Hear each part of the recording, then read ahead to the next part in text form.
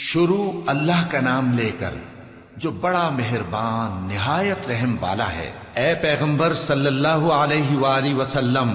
مسلمانوں سے کہہ دو کہ جب اپنی بیویوں کو طلاق دینے لگو تو ان کی عدت کو پیش نظر رکھ کر طلاق دو اور عدت کا شمار رکھو، اور اللہ سے جو تمہارا پروردگار ہے ڈرو۔ نہ تو تم ہی ان کو ایام عدت میں ان کے گھروں سے نکالو اور نہ وہ خود ہی نکلیں، ہاں اگر وہ کھلی بے حیائی کریں تو اور بات ہے، اور یہ اللہ کی حدیں ہیں، اور جو اللہ کی حدوں سے تجاوز کرے گا وہ اپنے آپ پر ظلم کرے گا۔ اے طلاق دینے والے، تجھے کیا معلوم شاید اللہ اس کے بعد رجعت کی کوئی سبیل پیدا کر دے۔ پھر جب وہ اپنی میعاد یعنی عدت ختم ہونے کے قریب پہنچ جائیں تو یا تو ان کو اچھی طرح سے زوجیت میں رہنے دو یا اچھی طرح سے علیحدہ کر دو، اور اپنے میں سے 2 منصف مردوں کو گواہ کر لو، اور اے گواہو اللہ کے لیے درست گواہی دینا۔ ان باتوں سے اس شخص کو نصیحت کی جاتی ہے جو اللہ پر اور روز آخرت پر ایمان رکھتا ہے، اور جو کوئی اللہ سے ڈرے گا وہ اس کے لیے رنج و غم سے نجات کی صورت پیدا کر دے گا، اور اس کو ایسی جگہ سے رزق دے گا جہاں سے اس کو وہم و گمان بھی نہ ہو، اور جو اللہ پر بھروسہ رکھے گا تو وہ اس کے لیے کافی ہوگا۔ اللہ اپنے کام کو جو وہ کرنا چاہتا ہے پورا کر دیتا ہے۔ اللہ نے ہر چیز کا اندازہ مقرر کر رکھا ہے۔ اور تمہاری طلاق والی بیویاں جو حیض سے نا امید ہو چکی ہوں، اگر تم کو ان کی عدت کے بارے میں شبہ ہو تو ان کی عدت 3 مہینے ہے، اور جن کو ابھی حیض نہیں آنے لگا ان کی عدت بھی یہی ہے۔ اور حمل والی عورتوں کی عدت وضع حمل یعنی بچہ جننے تک ہے،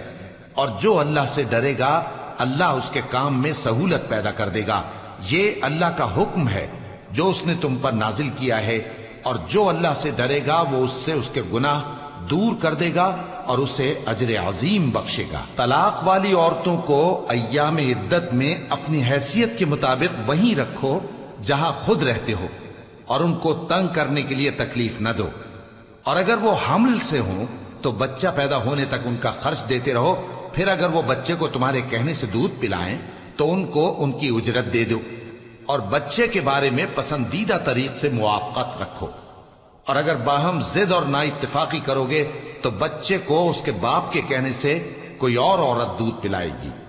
صاحب وسعت کو اپنی وسعت کے مطابق خرچ کرنا چاہیے، اور جس کے رزق میں تنگی ہو جتنا اللہ نے اس کو دیا ہے وہ اس کے موافق خرچ کرے۔ اللہ کسی کو زیر بار نہیں کرتا مگر اسی کے لحاظ سے جتنا اس کو دیا ہے، اور اللہ ان قریب تنگی کے بعد آسانی کر دے گا۔ اور بہت سی بستیوں کے رہنے والوں نے اپنے پروردگار اور اس کے پیغمبروں کے احکام سے سرکشی کی تو ہم نے ان کو سخت حساب میں پکڑ لیا، اور ان پر ایسا عذاب نازل کیا جو نہ دیکھا تھا نہ سنا، سو انہوں نے اپنے کاموں کی سزا کا مزہ چکھ لیا، اور ان کا انجام نقصان ہی تو تھا۔ اللہ نے ان کے لیے سخت عذاب تیار کر رکھا ہے، تو اے عقل والو جو ایمان لائے ہو اللہ سے ڈرو۔ اللہ نے تمہارے پاس نصیحت بھیج دی ہے، یعنی ایسے پیغمبر جو تمہارے سامنے اللہ کی واضح آیتیں پڑھتے ہیں تاکہ جو لوگ ایمان لائے اور عمل نیک کرتے رہے ہیں ان کو اندھیروں سے نکال کر روشنی میں لے آئیں، اور جو اللہ پر ایمان لائے گا اور عمل نیک کرے گا وہ ان کو جنتوں میں داخل کرے گا جن کے نیچے نہریں بہ رہی ہیں، وہ ہمیشہ ہمیشہ ان میں رہیں گے۔ اللہ نے ان کے لیے کیا خوب رزق رکھا ہے۔ اللہ ہی تو ہے جس نے 7 آسمان پیدا کیے اور ویسی ہی زمینیں بھی، ان میں اللہ کا حکم اترتا رہتا ہے تاکہ تم لوگ جان لو کہ اللہ ہر چیز پر قادر ہے، اور یہ کہ اللہ اپنے علم سے ہر چیز کا احاطہ کیے ہوئے ہے۔